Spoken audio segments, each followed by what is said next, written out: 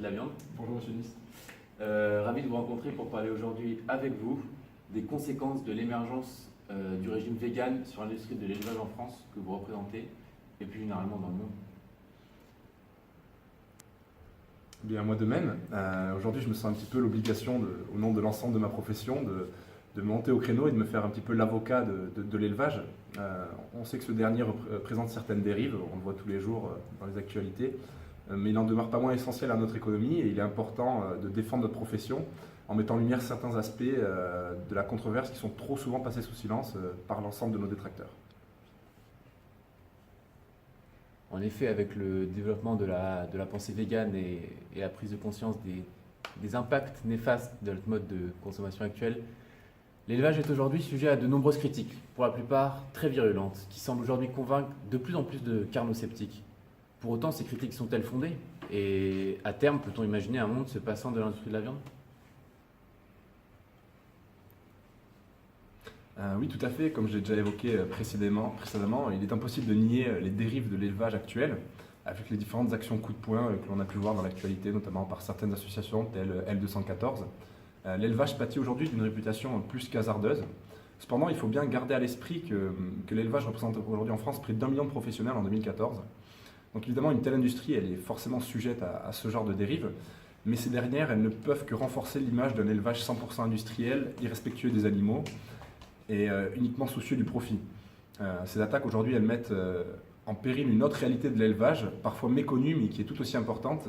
Et cette réalité, c'est l'existence d'un élevage dit traditionnel, parmi lesquels on retrouve l'élevage dit de subsistance dans les pays pauvres, mais aussi l'élevage dit qualitatif, donc c'est l'élevage qui vise à obtenir certains labels, comme les labels AOC ou les labels IGP par exemple.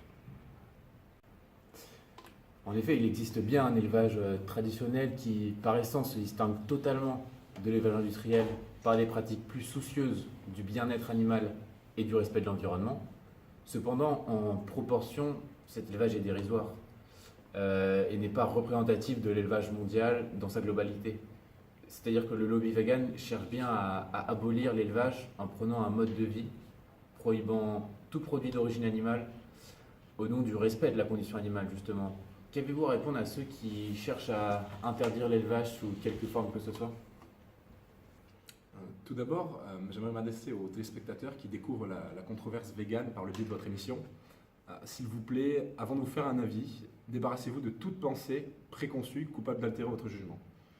En effet, bien souvent, au nom de la bien-pensée, il est facile de tomber dans la facilité et de céder aux arguments des lobbies les plus bruyants, sans pour autant chercher à creuser en profondeur leur sujet et à s'ouvrir aux arguments de chacun des deux partis. Ensuite, j'aimerais dire à nos détracteurs, comme vous aimez les appeler, qu'il ne faut pas tomber dans la facilité et je les invite à ne pas produire une réflexion superficielle, appelant seulement à la mise à mort de l'élevage au sens large. En effet, cette mise à mort que les véganes prônent, dans sa globalité, elle serait un grand désastre, mais vraiment au sens large. J'entends bien votre parti pris, mais concrètement, pour aider nos téléspectateurs à se faire une idée sur la controverse, quelles seraient les conséquences sur l'agriculture dans un monde où l'élevage serait prohibé? Alors, concrètement, un grave problème humanitaire serait à craindre. En effet, dans un grand nombre de pays du tiers-monde, et notamment en Afrique subsaharienne, l'unique source de denrées alimentaires et de revenus reste l'élevage traditionnel des bétails, dans des zones bien souvent arides et peu propices à la culture de graines et ou de plantes légumineuses. Deuxièmement, un grave problème écologique serait aussi à craindre. À terme, une très large diffusion du véganisme entraînerait la disparition des prairies permanentes en plaine et moyenne montagne d'Europe tempérée, et ce faisant serait synonyme de disparition de certaines espèces animales. C'est ce qu'on appelle le phénomène de fermeture du milieu.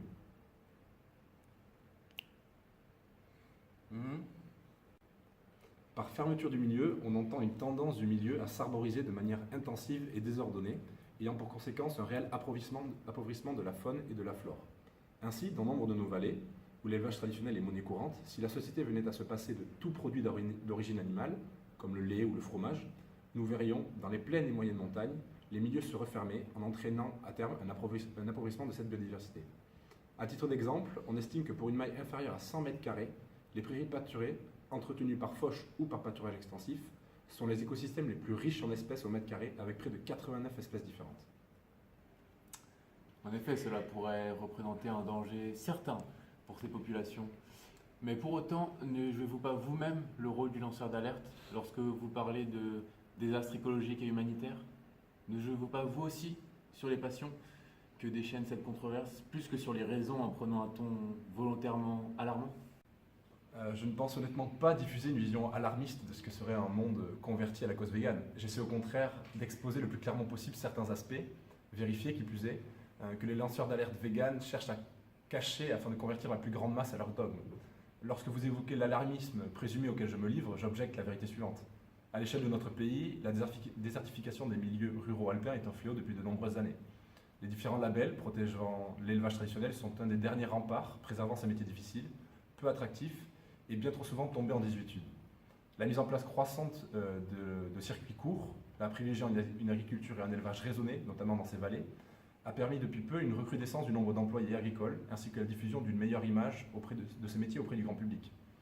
Les produits de meilleure qualité sont accueillis avec plus d'entrain dans les grandes surfaces, notamment les labels AOC ou IGP, alors que les producteurs dégagent plus de bénéfices et peuvent prétendre à vivre plus dignement de leur activité.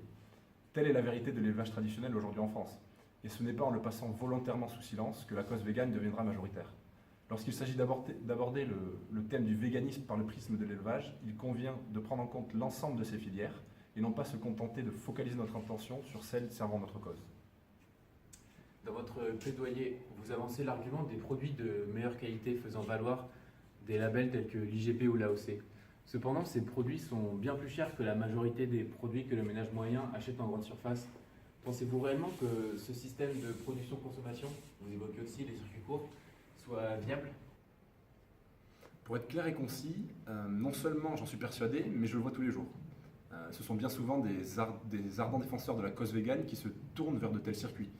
C'est pourquoi je suis persuadé qu'un tel mode de production-consommation est non seulement viable, mais représente aussi le moyen de concilier les deux modes de pensée. Pour revenir au prix de ces produits et leur accessibilité, c'est un problème, il est vrai. Il est clair que leur accès est bien plus souvent réservé à une clientèle plus aisée que la normale. Et pour l'instant, ce mode de production-consommation, qui est bénéfique aux deux parties, et j'insiste dessus, n'est pas majoritairement diffusé, et ceci en est la cause.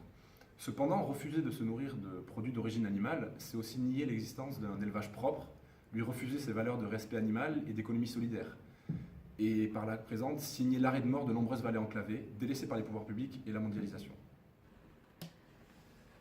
Mais alors finalement, vous écoutez, il existe des motifs d'espoir concernant cette controverse. Bien qu'au départ fondamentalement opposés, défenseurs et détracteurs pourraient bien concourir à l'avènement d'un nouveau mode de production-consommation en tâchant d'accorder à chacun des parties une part de vérité.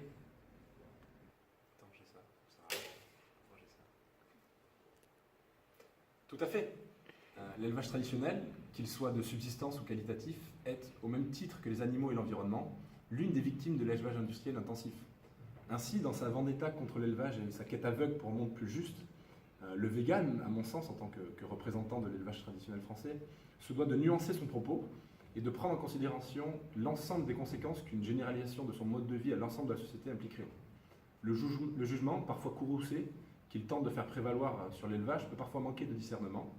Et dans le but d'analyser avec pertinence les contours de la disruption qui émerge avec le régime vegan, il incombe de ne pas passer sous silence certaines tendances, aussi minoritaires soient-elles. Écoutez, je vous remercie, monsieur l'Illustri de la Viande. C'était un plaisir de vous avoir sur le plateau. Eh bien, un plaisir partagé. Je vous remercie de m'avoir offert cette tribune.